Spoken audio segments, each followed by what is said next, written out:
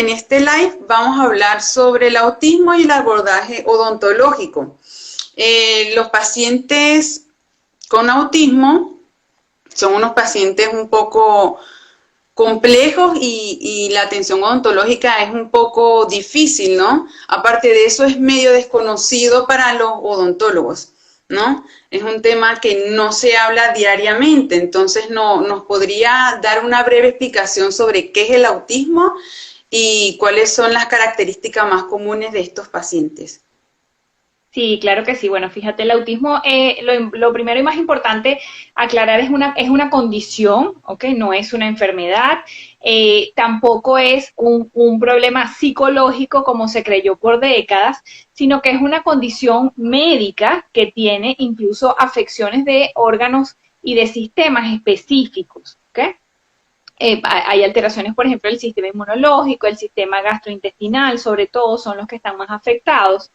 Y hoy en día pues tienen una prevalencia muy elevada. Se dice que 1 de cada 69 niños puede ser diagnosticado con autismo. Tiene una mayor prevalencia en el género masculino que en el femenino.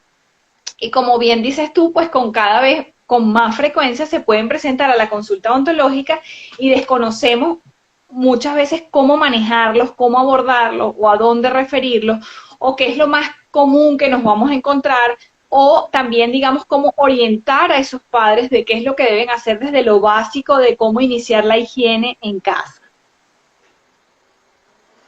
Sí, así es. Doctora, y bueno, ahora como estábamos hablando de que ahora se hace un poco más común de que los pacientes acudan a consulta odontológica, ¿cuáles son las enfermedades bucales más frecuentes en los pacientes autistas? Usted, en base a su experiencia, ¿qué es lo que más ha llegado en clínica? Sí, bueno, fíjate, comúnmente lo que con más frecuencia se presenta, por ejemplo, son los traumatismos dentales. ¿Por qué? Porque son niños que en su mayoría tienen o hiperactividad o pueden tener convulsiones asociadas. Entonces es frecuente que tengan caídas recurrentes. Entonces los traumatismos son comunes. El bruxismo también es frecuente. ¿Por qué? Recordemos que el bruxismo se presenta normalmente por un aumento de la dopamina, que va a estar elevada también en estos pacientes, que está muy asociada con situaciones de estrés elevado, que también es muy característico del paciente autista. Son pacientes muy ansiosos. En un porcentaje importante, muchos de ellos son pacientes no verbales o preverbales, es decir, que no hablan. Y esto es una manera de desfogar esas emociones que no pueden desfogarlas a través del habla. Entonces, es una condición común también el bruxismo, que debemos manejarlo. Los pacientes también con diagnóstico de autismo, vamos a ver que suelen tener, fíjate tú, digamos, una polémica en la literatura sobre si tienen más o menos caries. Por muchos años se reportó que podían tener más caries, pero la literatura más reciente plantea que tienen una prevalencia de caries más baja. De hecho, mi trabajo de tesis doctoral se basó en eso y estudiamos ciertos factores salivales, como por ejemplo el fosfato, el calcio, ciertas proteínas específicas, y allí determinamos que hay diferencias entre los pacientes con diagnóstico de autismo y los pacientes sin diagnóstico de autismo. Y entonces estos factores pueden ser en algunos casos protectores para que ellos tengan un menor índice de caries. De hecho, vemos con mucha frecuencia que estos niños suelen tener muchísimo cálculo, sobre todo pues donde comúnmente se forma en la parte posterior inferior de los incisivos inferiores, debido a la salida del conducto salival. Entonces, esto puede deberse justamente a esos niveles muy elevados de fosfato que están reportados en la literatura que presentan estos niños, ¿okay? Pero que por otro lado, pues hace justamente que sea un factor protector para la caries. Entonces debemos considerar hacer limpiezas frecuentes, ¿okay?, para evitar algún tipo de problema periodontal o gingival en estos niños.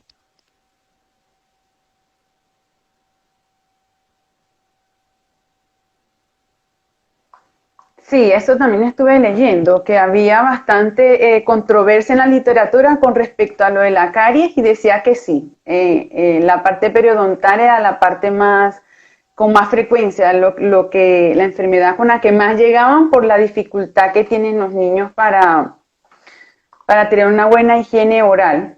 por su condición. Correcto. Sí, bueno, los pacientes con necesidades educativas, ¿no? En este caso los que poseen trastorno del espectro autista, tienen los mismos requerimientos para la atención odontológica que el resto de los niños. Pero para tratarlos, el odontólogo necesita tener diferentes habilidades emocionales y clínicas, ¿no? Entonces, ¿cuáles son ese tipo de habilidades que debe tener el especialista? Y aparte de eso, ¿cuál es el protocolo de atención desde la primera consulta? Sí, bueno, fíjate, ciertamente como menciona, tienen todos los niños del planeta con alguna condición, pues tienen los mismos requerimientos y a todos se les debe dar la misma atención y los padres deben también darle el mismo tipo de higiene y el mismo tipo de prevención. ¿Okay? Sin embargo, comenzando desde casa, en muchos casos es muy difícil, ¿okay? Porque para los padres a veces comenzar la higiene, ya cuando llega la noche, ¿verdad? Que todos están cansados de trabajar, de hacer mil cosas, pues ponerse a cepillarle los dientes al niño que a lo mejor pues no le gusta, es un punto álgido, ¿no? Entonces muchas veces lo dejamos de lado y decimos, bueno, mañana será, ¿no? Pero cuando vamos relegando esto y dejándolo pasar, hacemos que ese hábito no se instaure. Como yo siempre comento, los hábitos se instauran desde que el niño es muy pequeño. Es así como cuando nos enseñaron que hay que bañarse todos los días, que hay que comer 3 veces al día, que hay que peinarse para poder salir a la calle. Pues igualmente debemos enseñar a los niños que al levantarnos y antes de acostarnos debemos cepillarle los dientes. Entonces, ¿cómo logramos eso? Haciéndolo desde muy pequeño, como si fuera algo normal. ¿Cuál es el problema en estos pacientes? Justamente que en muchos casos tenemos trastornos sensoriales asociados. Entonces, el tema de las cerdas del cepillo de dientes, el tema del sabor de la pasta dental o la textura de la pasta dental muchas veces es un problema para estos padres, ¿no? Para poder instaurar esa higiene en estos niños. Entonces, en muchos casos nos ayudamos, por ejemplo, del modelaje, que el papá o la mamá se cepillen, el niño copia. Nos podemos apoyar también a lo mejor en alguno de los apegos de este niño, por ejemplo, alguna canción que le guste, algún juguete que le guste, para hacer, digamos, un poco más dinámico la hora del cepillado dental. ¿Okay? ¿Qué pasa? En muchos casos esto es muy complejo, muy difícil, entonces necesitamos acudir donde una terapista ocupacional que nos va a ayudar a comenzar la higiene. ¿Okay? Y luego esto pues va a ser un paso muy importante que nos va a facilitar el inicio también de la consulta odontológica, que vuelvo y repito, debe hacerse también desde muy temprano. ¿Para qué? Para que sea algo normal en el paciente. Si nosotros dejamos que el paciente con trastorno del espectro autista, o cualquier niño del mundo acuda, ¿verdad?, al odontólogo con una emergencia, entonces definitivamente todo va a ser más complicado porque ya vamos a tener que hacer tratamientos más aversivos contra el niño y esto le va a crear algún trauma y va a hacer que esa experiencia por lo general sea negativa. En cambio, si nosotros acudimos de forma temprana, simplemente para prevención, ¿okay? Y nosotros logramos en esa primera consulta el manejo justamente de toda esa parte sensorial que por lo general es lo que nos va a afectar más y es lo que está más alterado en estos niños. Nosotros vamos a garantizar el éxito, ¿okay? Recordemos que los pacientes con diagnóstico de autismo son pacientes muy rutinarios, es decir, que si nosotros instauramos también la consulta odontológica como una rutina, como algo normal, como algo preventivo, ellos lo van a tomar como parte de su rutina y va a ser algo relajado y tranquilo. ¿Okay? Claro, a veces esto no es tan sencillo como comentamos y necesitamos entonces el apoyo justamente de una terapista ocupacional que hace maravillas para poder adaptar y controlar toda esa parte sensorial, porque como yo también siempre comento en un consultorio odontológico, hay miles de estímulos sensoriales. Tenemos luces, tenemos sonidos que además son un poco perturbadores hasta para los adultos, ¿verdad? Entonces, imagínate un niño que además pues tiene problemas sensoriales. Entonces, todo ese tipo de cosas tenemos que manejarla con cautela, evitar pues el exceso de contacto físico, pues porque al niño no lo tolera, no le gusta. Hoy en día, pues lamentablemente, por la pandemia que estamos viviendo, tenemos que evitar el contacto con todo el mundo y es algo a lo que el ser humano pues no está acostumbrado. Nosotros estamos acostumbrados a ver, sobre todo en el caso de los niños, a verlos, a tocarlos, a abrazarlos, pero es algo que en estos casos, con estos pacientes, tenemos que tratar de evitar o manejar adecuadamente. Sí. Sí, así es. Doctora, por aquí ya están empezando a llegar las preguntas y pregunta el doctor Chris. Hola, en Sony Channel, ¿has visto la serie de El Buen Doctor? ¿Cuál es su opinión? No, no la he visto la serie. No sé si me dice de qué trata o puedo buscarla y puedo verla y luego le escribo y le comunico. Sí, no, seguramente relacionado con el autismo. Por aquí también están preguntando desde qué edad debe ser atendido los niños con autismo en el odontopediatra. Ya Sí, lo ideal es que acudan lo más temprano posible, ¿ok? Antes de los 2 años recomiendo yo, para comenzar, como te digo, toda esa fase de adaptación, que es fundamental. Aquí dice, se trata de un médico Asperger. Creo que leí un comentario en estos días en internet al respecto. Voy a buscarla para verlo. Muchísimas gracias por el dato. Aquí alguien me comenta, sí. Entonces, exactamente, mientras más temprano mejor. Lo ideal es antes de los 2 años. Sí, también están preguntando con qué otra especialidad debe hacerse el manejo odontológico en los niños con autismo. Perdón, ¿qué otra especialidad? Sí, ¿con qué otra especialidad usted trabaja para ver el tema con los niños autistas? Bueno, normalmente yo manejo todo lo que tengan los pacientes, a menos que necesite referirlo, supongo que a eso se refiere, ¿no? Normalmente, fíjate, cuando manejamos al paciente desde temprana edad, ¿ok? Por lo general los tratamientos que vamos a hacer van a ser tratamientos preventivos, máximos, algunas lesiones de caries que, como te digo, son poco prevalentes en estos pacientes, ¿ok? Ahora sí necesitamos pues algún tratamiento endodóntico o alguna cirugía, pues tengo un equipo que trabaja conmigo, ¿ok? Y mi médico anestesiólogo que trabaja conmigo también para realizar las sedaciones, que por supuesto siempre va a ser la última opción en cuanto a la escogencia de los pasos que vamos a llegar para manejar a un paciente con TEA. Ya, doctora, por aquí están preguntando, si mi niño no se deja tocar por ningún doctor o dentista, ¿qué hago? Hay que intentarlo, hay que ir donde un especialista que seguro va a contar con las herramientas específicas para poder adaptarlo. Nada es imposible.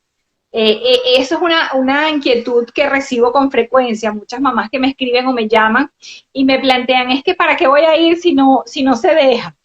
Vamos a hacerle de una vez la sedación. No, necesitamos evaluar qué es lo que tiene el paciente y ver la posibilidad de si ese paciente puede adaptarse o no puede adaptarse a la consulta para si no realmente luego, pues estudiar otras opciones como puede ser la sedación. Pero siempre se puede lograr algo. Yo estoy segurísima y se los digo por mi experiencia, que son muchos años ya teniendo pacientes con TEA, que siempre los pacientes, en la mayoría de los casos, pueden adaptarse, si no, bueno, pueden llevarse a sedación. Pero acuda a un especialista y seguramente va a tener las herramientas para poder adaptar. Bien, por aquí siguen llegando las preguntas. ¿Qué herramientas creativas recomienda para el trato con estos niños? Bueno, tenemos que basarnos principalmente digamos, en sus fortalezas. Los pacientes con diagnóstico de TEA son muy visuales y eso hace que nosotros podamos aprovecharnos de eso, por ejemplo, para utilizar pictogramas, imágenes, secuencias de imágenes que nos permitan lograr, ¿okay?, hacer, digamos, lo que nosotros queremos lograr. O sea, por ejemplo, inicialmente la técnica de cepillado, o que se siente en el sillón odontológico, que se siente en el sillón y que abra la boca. Todo eso lo podemos hacer a través de imágenes y gracias a esa fortaleza visual que ellos presentan, pues son sumamente útiles. ¿Ok? Sí, por aquí, haciendo una sí, por aquí también están diciendo, es muy importante la ayuda de los padres. Mis pacientes con autismo tenemos una consulta con los padres primero para saber los hábitos y rutinas y así es más fácil para tratarlo. Y saludos desde Guatemala, qué bueno que nos estén viendo desde Guatemala, muy lindo los países. Ya, por aquí hay otra pregunta. Doctora, usted trabaja con asistente dental, cuéntenos un poco de eso.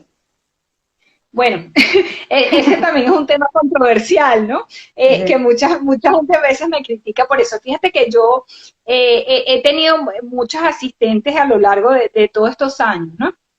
Y bueno, claro, algunas han sido muy buenas y por otras razones, pues han tenido se han ido del país o se han ido a otras cosas o han empezado a estudiar odontología, por ejemplo. Pero en la mayoría de los casos, bueno, excepto, por ejemplo, en la sedación, que sí trabajamos un equipo más completo, yo evito no tener mucha gente dentro del consultorio. No lo digo ahorita por la pandemia, sino antes, ¿no? También. ¿Por qué? Porque los pacientes con diagnóstico de autismo tienden a tener mayor ansiedad y mayor estrés, ¿no? Entonces, muchas veces, lamentablemente, no sabemos controlar lo que vamos a hablar o a decir. Entonces, habla el odontólogo, habla el papá, habla la mamá y habla el asistente. Los cuatro a la vez le dan órdenes al niño, pero abre, pero siéntate, pero quédate tranquilo, pero no te va a pasar nada. Entonces, a veces incluso se sale esas típicas frases de pero no te va a doler, pero tranquilo que no te van a apoyar. Entonces, esas influencias a veces en un paciente con diagnóstico de autismo son fundamentales y pueden traer consecuencias muy negativas para la adaptación de ese paciente a mediano o largo plazo, ¿no? Es decir, yo creo firmemente en que el desempeño que nosotros tengamos en la primera y la segunda consulta de un paciente con TEA va a marcar el resto de su vida odontológica. Entonces, por eso tenemos que ser muy eficientes, ¿ok? Y muchas veces, claro, definitivamente a veces, pues necesitamos para un procedimiento específico la ayuda, ¿no? Y trabajar a cuatro manos. Pero en esa primera consulta de adaptación como tal, a mí no me gusta que tener a más personas dentro y no me gusta que el asistente dental esté dentro del consultorio, ¿ok? Claro, sería lo ideal para generar confianza primero con el paciente. Está buenísimo. Sí. Doctora, y en esa primera instancia, ¿cuánto tiempo dura usted con el paciente? ¿Cuánto dura la primera consulta dental con los niños? Sí, bueno, fíjate, la primera consulta suele ser más larga, ¿no? Más o menos dura unos 40 minutos. Y entonces, muchas veces, yo en la mayoría de los casos, yo lleno primero la historia con los padres. Si el paciente puede esperar afuera, distrayéndose a lo mejor con otro de los representantes y jugando con las cosas que tenemos afuera en la sala de espera, perfecto, para evitar esa ansiedad de la espera, ¿no? Y luego el paciente entra, pues le explicamos, hacemos la adaptación, hacemos el examen clínico y luego me gusta que conozca todos los detalles del consultorio, a todo el personal, todos los equipos que hay en el consultorio y para qué sirven, para que él pueda adaptarse a eso y pueda, digamos, entonces ser más sencilla para él una segunda visita. ¿Okay? Recordemos que todo ser humano le tiene miedo a lo desconocido. Entonces, si nosotros vamos a un sitio donde no sabemos qué hay y además nos van a sentar en una silla y nos van a tratar con un montón de cosas que se ven aversivas, pues es más complicado. Y en base a eso también es muy importante, y es algo que estoy manejando últimamente con mucha frecuencia, y es la preparación a la consulta desde la casa. ¿Okay? Hoy en día tenemos además muchísimas aplicaciones aprovechando la tecnología que podemos utilizar para que ese niño pueda saber lo que significa ir al odontólogo. Tenemos hoy en día más comiquitas o cómics maravillosos como Peppa, como muchísimos otros que hablan de la primera visita al dentista y en qué consiste y qué es lo que te van a hacer. Y en la mayoría pues muestran eso, un niño que llega atemorizado y un niño que sale feliz. Entonces todo eso va a hacer que ese niño desde casa tenga una anticipación a lo que se va a venir y definitivamente va a ser muy positivo para lo que se va a desarrollar en esa primera y segunda visita. Perfecto. Por aquí están haciendo una pregunta muy buena y dicen, ¿cómo no asustarlos ante los nuevos protocolos para que no se asuste ante tantas medidas de protección? Esta pregunta está súper buena. Sí. Y definitivamente ante ese reto estamos todos, ¿no? Digamos que nos ha tocado duro en todo sentido porque hemos tenido que aprender, pues eso, a no socializar, aprender a estar encerrados, aprender una nueva forma de trabajar, ¿okay? Aprender a estar expuestos y a la vez tratar de protegernos y proteger al paciente lo más que podamos. Entonces, han sido muchos retos tanto para nosotros como para el paciente como para los padres, ¿no?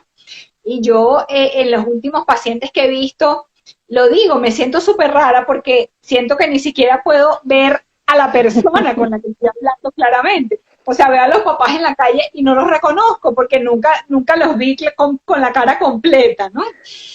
Entonces, pasa también, y me he dado cuenta, en un principio quizá dije, va a ser imposible hacer odontopediatría, y más odontopediatría de pacientes especiales con todo este parapeto encima, pero pasa también que ya llevamos 5 meses, entonces los niños digamos que están un poco acostumbrados desde casa o a ver que cuando salen al supermercado pues van con la mascarilla, que todo el mundo en la calle usa mascarilla, y un poco ya ese trabajo previo se ha hecho en casa. Y bueno, ya digamos que yo creo que lamentablemente están también adaptados al igual que nosotros, ¿no? O por lo menos tratando de adaptar. Sí. Doctora, por aquí pregunta y dicen, ¿cómo se puede orientar a los padres para prevención en casa si refieren que el paciente no se deja lavar los dientes y el paciente es un paciente adulto y nunca ha ido al dentista? Bueno, exacto. Mientras más grande sea, más difícil va a ser, ¿no? Definitivamente. Si el paciente no se deja lavar los dientes, si el paciente ya es adulto, pues probablemente en ese caso lo que vamos a tener que hacer es hacer la limpieza el adulto, pues el cuidador del paciente o el padre del paciente va a tener que ser el que haga la limpieza porque ya va a ser mucho más difícil a una edad adulta instaurar un hábito de higiene bucal. Sí, por aquí también están preguntando, soy estudiante de odontología y tengo un paciente el cual sospecho tiene autismo, pero sus papás se niegan a ir a la consulta médica para que sea diagnosticado. ¿Qué se puede hacer en ese caso? Bueno, definitivamente nosotros podemos a lo mejor plantearle la inquietud, no dar un diagnóstico, porque nosotros no estamos en la capacidad de dar un diagnóstico, sino pues de repente de plantearle a los padres que hay ciertas características que hemos observado que probablemente sería interesante que sea evaluado pues por algún especialista, un psicólogo o un neuropediatra, pero definitivamente nosotros no podemos obligar a los padres, Exacto. legalmente no hay ninguna manera de obligarlos a que ellos acudan a un especialista si no lo quieren hacer. Nosotros tenemos que hacer nuestro trabajo lo mejor que podamos y utilizando las técnicas que nos sean útiles para adaptar a ese niño a la consulta odontológica. Sí.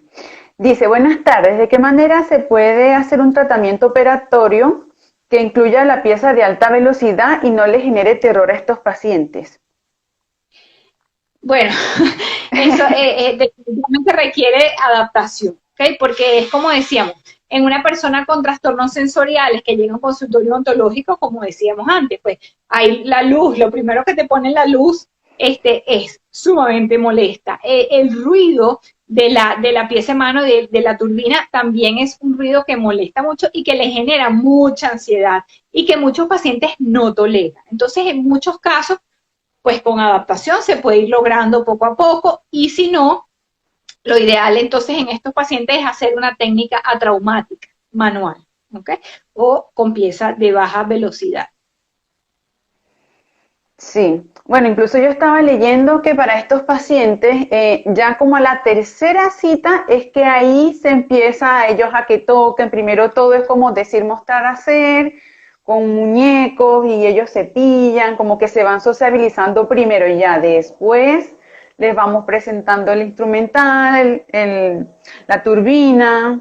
Incluso yo cuando estaba estudiando, la doctora que es odontopediatra decía que era como el ruido del avión. Entonces, ¿sabes cómo suena el avión cuando está despegando? Entonces yo supongo que es como más o menos el mismo proceso para que ellos vean eso algo como más común. Ya cuando suene lo van a asociar a que es como el ruido del avión. Cuando hay un trastorno sensorial como tal es algo que no puedes manejar, ¿ok? Entonces los ruidos molestan, generan angustia en el paciente. ¿Okay? Entonces, en muchos casos, como te digo, es imposible utilizar la turbina. Pero por eso es que es tan importante esas primeras 2 o 3 visitas, porque realmente ahí vamos a conocer nosotros al paciente y el paciente nos va a conocer a nosotros. Sí, por aquí están preguntando qué técnica recomienda para enseñarle a los padres en el caso de los pacientes que no se dejan cepillar. Bueno, eso, vamos a utilizar los apegos del paciente, como dije hace un ratico, la música, el modelaje, algún juguete, ¿ok? Y comenzar desde lo más temprano que podamos, ¿ok? Desde que erupciona el primer diente en boca, debemos comenzar a cepillarlo. Si nosotros a un niño de 6 meses lo empezamos a cepillar, cuando ese niño cumpla 2 años, va a estar adaptado a cómo bañarse, ¿ok? Nosotros todos los días bañamos a los bebés, todos los días los cepillamos, entonces va a ser algo normal para ellos, ¿ok? Sí, por aquí pregunta Jenes, las técnicas, sí, por aquí están preguntando, ¿las técnicas de desensibilización son las mismas en adultos que en niños? Bueno, depende. Lo que pasa es que sí, la desensibilización es una técnica de modificación conductual que es igual en cualquier paciente, ¿no? Lo que pasa es que lo que vamos a ver es que cada paciente es diferente. Aunque tengamos 5 pacientes con un diagnóstico de autismo, esos 5 pacientes con toda seguridad van a ser diferentes. Alguno a lo mejor va a tener trastorno auditivo, otro visual, otro no le molesta absolutamente los ruidos. Incluso está descrito en la literatura que, por ejemplo, tú puedes tocar una batería al lado del paciente con TEA y el paciente no le genera ninguna incomodidad. Y abres a lo mejor el papelito de un caramelo, de un chocolate, un bombón, y ese ruido le genera mucha angustia y mucha ansiedad. Entonces, no todos los ruidos van a generar el mismo nivel de estrés en diferentes pacientes. Entonces, la desensibilización definitivamente es la misma, pero la vamos a aplicar de distinta manera porque no en todos vamos a eliminar las mismas conductas. Perfecto. Por aquí están preguntando, buenas tardes, doctora, ¿en qué horario recomienda una atención para estos chicos? Bueno, normalmente se dice que lo ideal es en la mañana o a primera hora de la tarde para que no estén tan estresados, tan cansados, alterados, ¿ok? Pero bueno, definitivamente eso va a depender un poco pues del horario escolar del paciente, del horario de atención que tenga el especialista, un poco variable, ¿no? Pero lo ideal es que el paciente no esté agotado de tantas cosas o que se ponga la cita a lo mejor después de haber hecho 2 o 3 terapias previas con otra cosa porque ya el paciente va a llegar agotado y ansioso. Bien, doctora, y sabes que hay pacientes que sí tienen la habilidad de mantener una buena higiene oral, pero hay pacientes que no, y en este caso hay que ver porque queda toda la responsabilidad en los padres. Entonces, ¿cómo ha sido su experiencia con los representantes y cómo ha hecho para poder empatizar con los representantes? Sí, normalmente una vez que los representantes vienen, hacen el firme propósito de tratar de hacer una higiene. Lo que pasa es que a veces es muy complicado. Hay pacientes que son poco colaboradores o ya pues pacientes que, como decías anteriormente, son adultos, en algunos puede haber cierto grado de agresividad, entonces es muy difícil para los padres a veces hacer la higiene. Entonces se recomienda en estos casos o que tienen un trastorno sensorial muy severo y es demasiado desagradable para ellos, o ya sea la pasta dental o el cepillo. Entonces se recomienda hacer limpiezas profesionales con más frecuencia para evitar justamente pues problemas periodontales o lesiones de caries.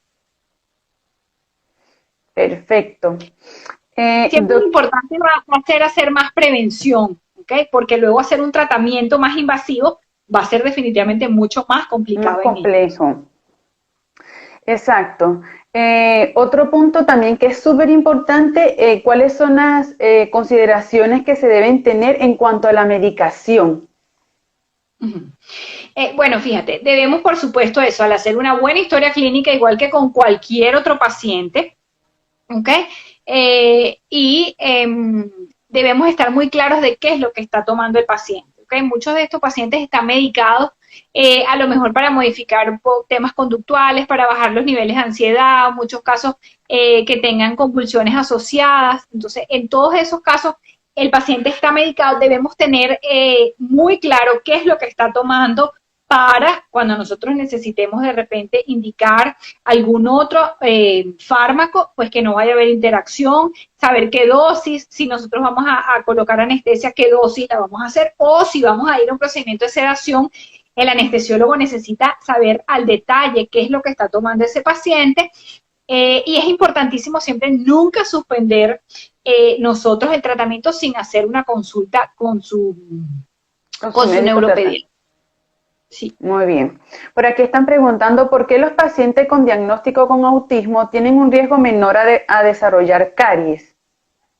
Bueno, no está, digamos que la literatura no está 100%, digamos, de forma homogénea apoyando esa idea, pero lo último que se ha escrito y lo más reciente es que la saliva puede tener ciertos factores protectores, tiene más minerales como el fosfato, como el calcio, ¿okay? Que mineralizan esa saliva, entonces como dijimos anteriormente, producen más cálculo, haciendo que tengamos menos prevalencia de esta manera de tener caries, ¿okay? Hay un mejor proceso de remineralización. Cuando se da ese proceso de mineralización, remineralización que es constante en el diente, pues vamos a tener que esa pérdida de minerales, sobre todo el fosfato, se va a recuperar completamente y entonces esto va a hacer que ese diente va a estar más protegido para los ácidos que generan la caries. Perfecto. Doctora, por aquí pregunta Jenes, ¿qué opina de la restricción física en paciente con escala de Frank 1?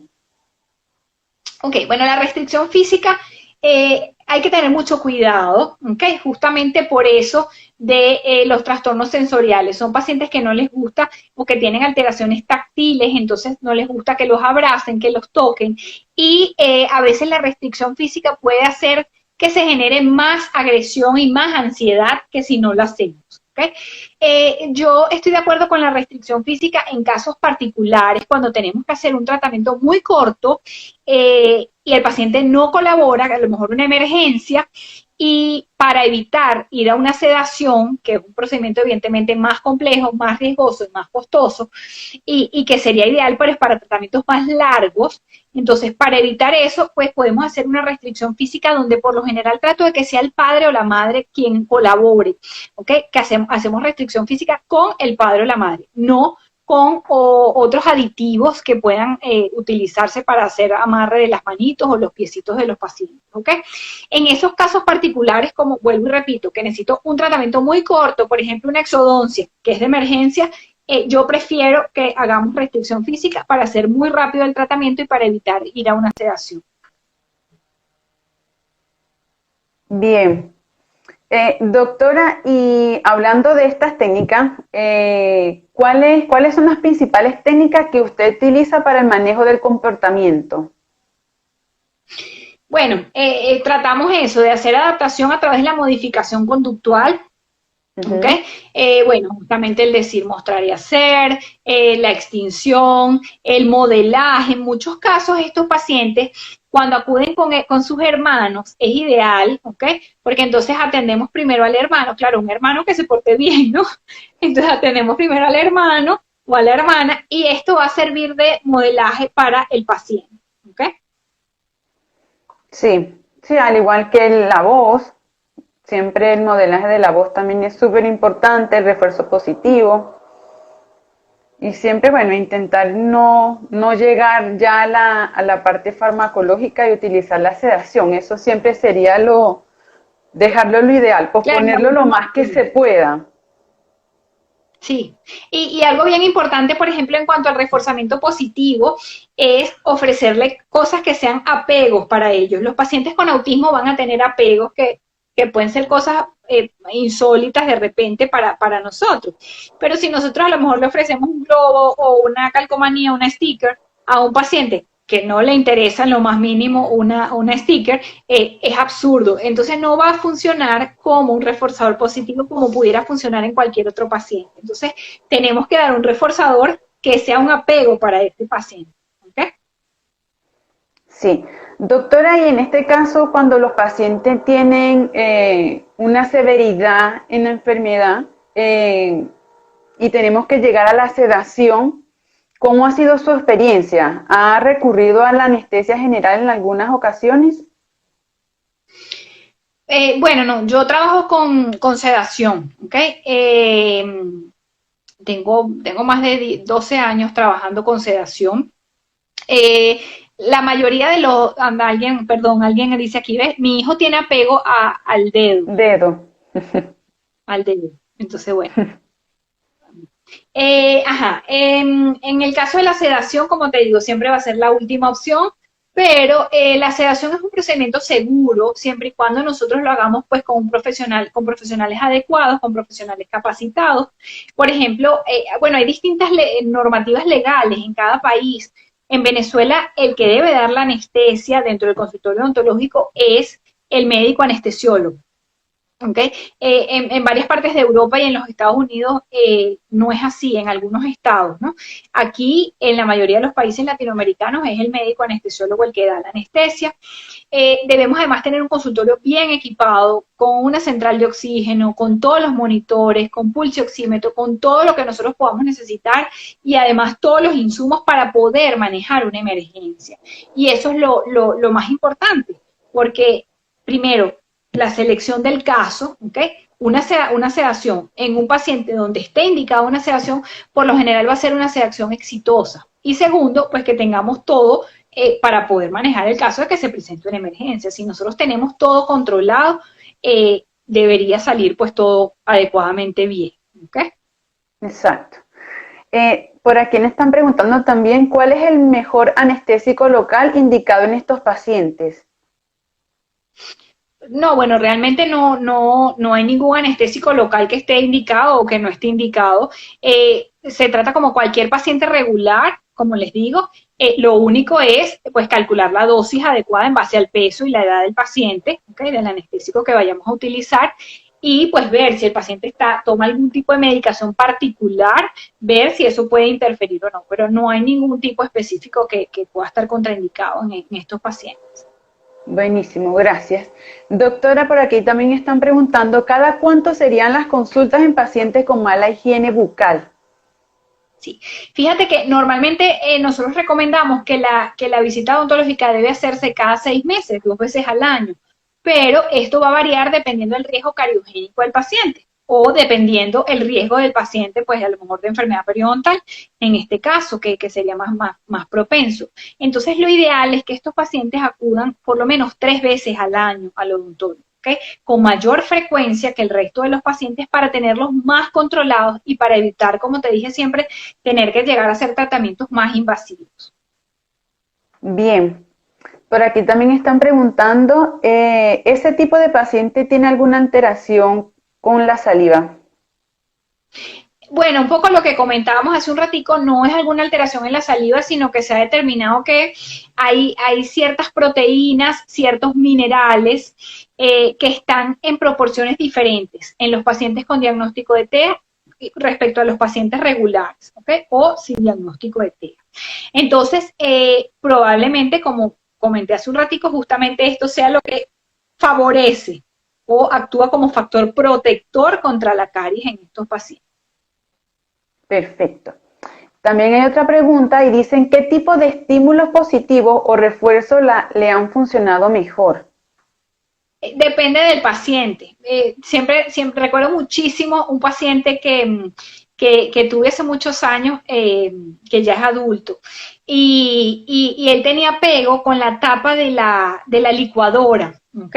Entonces la mamá me traía la tapa de la licuadora a la consulta y si él se portaba bien, pues yo le daba su tapa de la licuadora, ¿no? Entonces, es lo que comento que hace un ratito lo dijimos. O sea, si nosotros a ese paciente a lo mejor le ofrecemos un globo o un sticker, pues no va a funcionar porque no le interesa, ¿ok?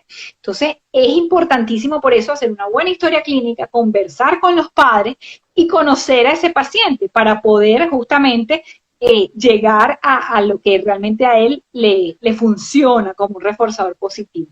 Tuve una paciente, me acuerdo que le encantaban las fotos, ¿no? Entonces, yo le decía, si tú te portas bien, después nos tomamos fotos cuando terminamos. Entonces, es un poco variable, ¿no? Y está justamente en el secreto en eso, conocer muy bien a nuestro paciente.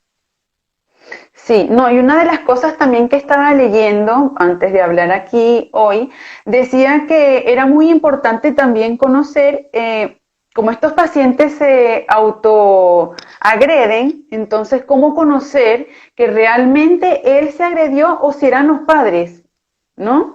Entonces que estaban haciendo algo con el niño y yo decía, pues tienen mucha razón en conocer, saber hasta qué punto es por el paciente o si es que el niño tiene maltrato infantil. Sí, Entonces, bueno, y normalmente no todos los pacientes, depende un poco de la severidad del diagnóstico, que estos pacientes puedan autoagredirse o no, ¿no? Las autolesiones suelen ser bien específicas y en lugares particulares, es morderse la mano, por ejemplo, golpearse aquí el mentón, ¿ok?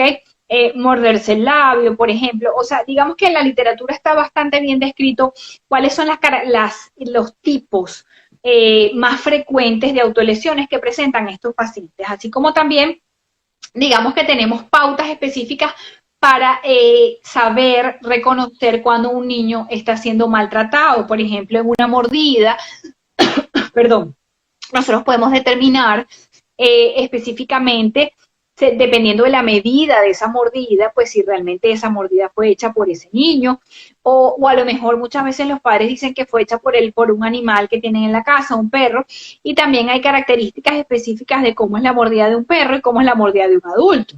¿Okay? O características específicas que nos hacen saber una quemadura, de repente cómo es una quemadura hecha de forma accidental o hecha de forma intencional. Entonces, es bien importante que un odontopediatra esté entrenado y capacitado para diferenciar, y qué buena pregunta, ¿no? ¿Cómo diferenciar esto? Justamente una lesión que pueda ser por autolesión o por maltrato infantil, porque así como no, el odontólogo no está legalmente obligado a hacer que un padre vaya a un especialista para obtener un diagnóstico, legalmente en la mayoría de los países está obligado a denunciar el maltrato. exacto, no, yo cuando leí me pareció muy interesante porque es verdad, uno no sabe en qué momento va a llegar a su consulta un niño con autismo y es importante saber esas características que está ahora explicando y así diferenciar si es que el niño es agredido en su casa o él mismo se está infringiendo. Correcto. Otra cosa muy importante, la dieta. Estos niños tienen que tener una dieta específica. Sí, bueno, depende un poco si tienen intolerancias o no, ¿no? Hay un porcentaje importante que tiene intolerancia al gluten y a la caseína, que es la proteína de la leche, así como a ciertas otras sustancias, ¿ok? Entonces, estos pacientes tienen una dieta específica libre de gluten, libre de caseína, ¿ok? Por ejemplo, hay muchos pacientes que tienen contaminación de metales pesados. Entonces, una de las cosas que les prohíben es el flúor. ¿Okay? Depende un poco el tratamiento que sigue ese paciente, ¿okay? Si sigue el tratamiento biológico o no. Es importante que nosotros como profesionales le expliquemos a los padres la importancia del flúor, ¿okay? Que el flúor en las medidas indicadas, ¿okay? Y aplicados de forma correcta no son tóxicas. ¿Okay? Y eso es algo bien importante ahorita, porque digamos que hay una campaña en contra del flúor. Ok, ahora el flúor como si fuera la sustancia más tóxica del planeta, y realmente no es así, o definitivamente el flúor es un neurotóxico, pero cuando nosotros tenemos, por ejemplo, un país o una ciudad con agua fluorada, ¿ok? Y tomamos exceso de esa agua, pero si nosotros nos cepillamos los dientes todos los días, 2 veces al día, con la cantidad indicada de flúor, nosotros además por lo general no tragamos la pasta de dientes, los niños sí lo hacen, pero por eso es que la cantidad debe ser ínfima, y en eso es que tiene el odontopediatra que hacer siempre hincapié, ¿no? Eh, pero bueno, definitivamente, igual que como comentaba anteriormente con otro punto, nosotros debemos respetar a los padres. Si el padre pues está en contra de que le coloquemos flúor, pues no se le coloca flúor. Pero siempre debemos dejar muy claro cuáles son los beneficios del flúor en la prevención de la caries dental, y que además está súper estudiado los beneficios que genera el flúor en la prevención de la caries dental. Está además científicamente respaldado por literatura seria de muchísimos años de estudio. Sí, por aquí estaban Fíjate diciendo, que no, te pregunta eso, de la pasta dental. sí, y por aquí estaban preguntando también, no estaban preguntando, estaban diciendo que no hay que olvidar que el niño autista es un pesador visual, el uso de imágenes anticipatorias es fundamental, lo que estábamos hablando de los pictogramas, Lo que eran muy hablamos hace un importantes. ratito, correcto. También están preguntando, el uso de abrebocas está contraindicado en estos pacientes. Bueno, no, depende. Es lo que les decía anteriormente. Va a depender mucho del grado que tenga ese paciente, ¿ok? Hay muchos casos en que se utiliza abreboca y además es ideal porque muchas veces no pueden ellos controlar el morder, ¿no? Entonces, o el mover la lengua. Digamos que los abrebocas generalmente se usan como factor protector además para el paciente, ¿ok? Y también pues para evitar que se muerda el profesional, pero por lo general lo utilizamos para proteger al paciente. Entonces, digamos que no podemos encajonar a todos los pacientes que tengan un diagnóstico de autismo dentro de un mismo saco y decir pues que todos van a tener la misma prevalencia de condiciones bucodentales, que todos van a ser tratados de la misma manera y que todos se pueden conductualmente adaptar de una manera específica, sino que hablamos pues en general de cuáles son las características, pero dentro de ellos, igual que con todos los niños, vamos a tener un variopinto de opciones que debemos saber manejar y por eso es que el tratamiento siempre médico y odontológico va a ser o debe ser individualizado. Sí, claro, cada niño no va a tener las mismas características y comportamientos. Si bien hay un patrón que lo va a englobar, pero ciertamente cada niño va a tener una característica especial, ¿no? Dice, ¿cuál es su especialidad médica? Bueno, yo soy odontopediatra y tengo una maestría en manejo de pacientes especiales. Sí. Y aquí lo de la pasta dental, ¿puedo utilizar crema dental corriente para mi niño con autismo o tiene que ser crema de niño? ¿Les hará algún daño? Bueno, es lo que digo, es un poco lo que realmente su médico tratante le indique, ¿no? La pasta dental con flúor, si nosotros la usamos en las cantidades adecuadas, no es tóxica, ¿ok? Pero depende un poco, pues, del tratamiento que esté siguiendo el paciente. Doctora, y también utiliza sedación oral. Medica al paciente antes de llegar a la consulta, como por ejemplo el diazepam. Sí, en algunos casos utilizo, gracias alguien, muchísimas gracias. En algunos casos utilizamos premedicación siempre consultando con su pediatra o con su neuropediatra. Pero sí, en algunos casos utilizamos premedicación, incluso a veces premedicación natural, tipo valeriana o este tipo de productos que en pacientes con un autismo leve funciona. Y en otros casos, pues utilizamos otro tipo de medicación, ya sea eso, pues el diazepam, el midazolam, dependiendo un poco además también dependiendo lo que el paciente esté tomando, ¿no? Porque muchas veces lo que hacemos entonces es hablar con su neuropediatra y aumentar levemente la dosis ese día de la consulta para que el paciente tenga menos niveles de ansiedad. Por aquí están preguntando, ¿mejor un antihistamínico? Debe ser un antihistamínico, supongo yo. Bueno, depende, porque un paciente, por ejemplo, que esté medicado ya, que tome risperidona o que tome ribotril, que tome diazepam de diario, nosotros le damos un antihistamínico y eso no le va a hacer absolutamente nada.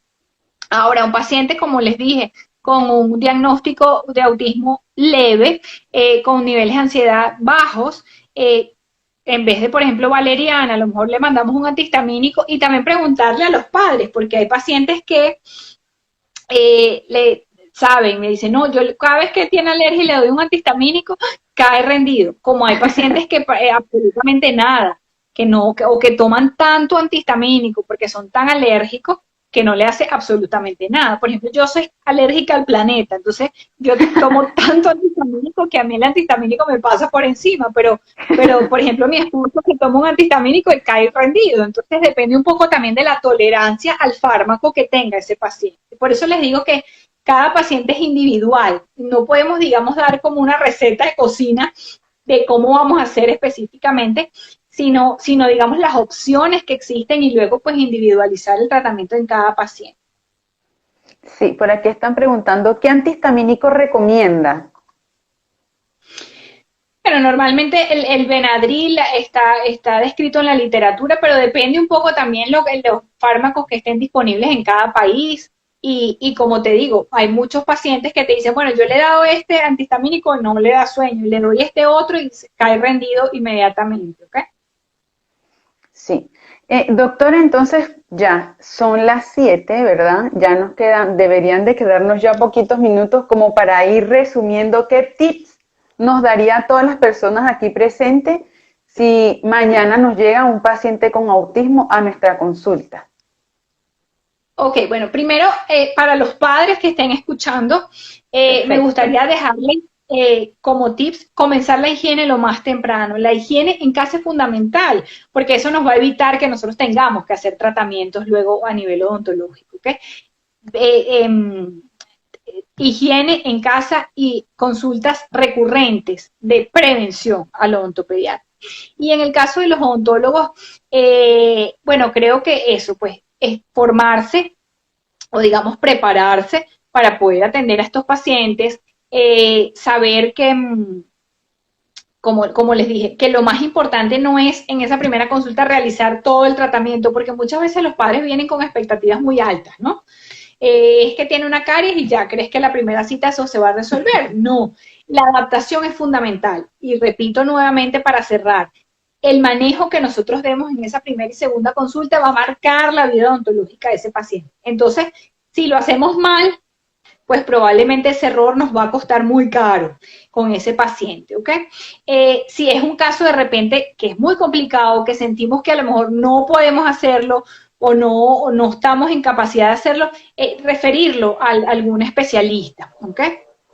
Y bueno, pues siempre ir desde lo más menos complejo a lo más complejo, dejar la sedación y la anestesia general como últimas alternativas, ¿ok?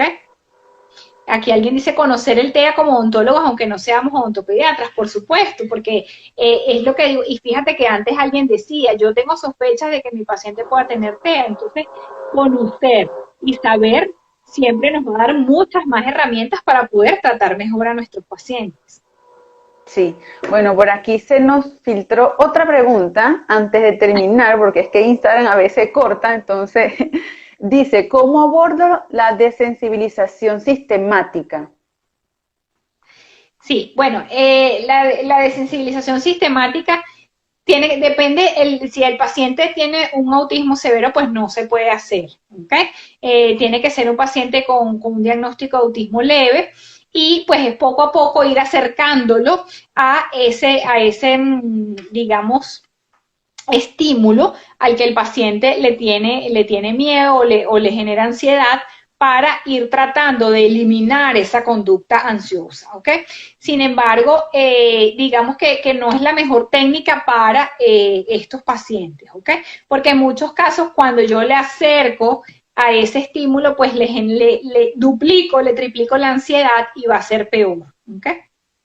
Sí, bueno, entonces no sé si a los que están escuchando les queda alguna duda antes de terminar, antes de que Instagram nos corte la sesión. Si no, doctora. Muchísimas gracias. Mil gracias por la invitación, gracias a todos los mensajes lindos que están mandando. Malin Cole, que me está saludando también, un beso. Y bueno, a todos los que me han dejado mensajes, que muchas gracias. Gracias a ustedes por estar aquí, por escucharnos esta tarde. Y bueno, y por hacer un poco menos tediosa y menos dura esta tarde de pandemia. Sí, doctora, de verdad, muchísimas gracias. Es un tema muy interesante. Antes de entrar a la charla empecé a leer y era un contenido bastante interesante. No es un contenido que generalmente lo estamos viendo en live, en webinar. Es un tema bastante quizás excluido, por decirlo de alguna manera. Entonces, es súper importante que esta ventana esté abierta para que las personas conozcan que estos pacientes necesitan un trato especial y que debemos estar capacitados para ello. Entonces, gracias por dejarnos ese granito de arena hoy y bueno, las puertas de OdontoCL siguen abiertas para usted cuando desee. No, gracias a ti de verdad, Miriam. Y bueno, mil gracias porque veo que se han conectado de todas partes, de Guatemala, sí, de Argentina, de Brasil. Mil gracias. De México aquí, también. México, un beso a Franca, que fue mi profe, Y después mi compañera de trabajo en la universidad que está también conectada, un beso y gracias por estar aquí. Bueno, doctora, entonces un abrazo, deseo que se encuentre súper bien, un abrazo a su bebé, que hace poco nació. Laila debe haber escuchado llorando. Sí. Bueno, entonces un abrazo y gracias a todos por conectarse. Nos vemos entonces en un próximo capítulo. Gracias. Chao.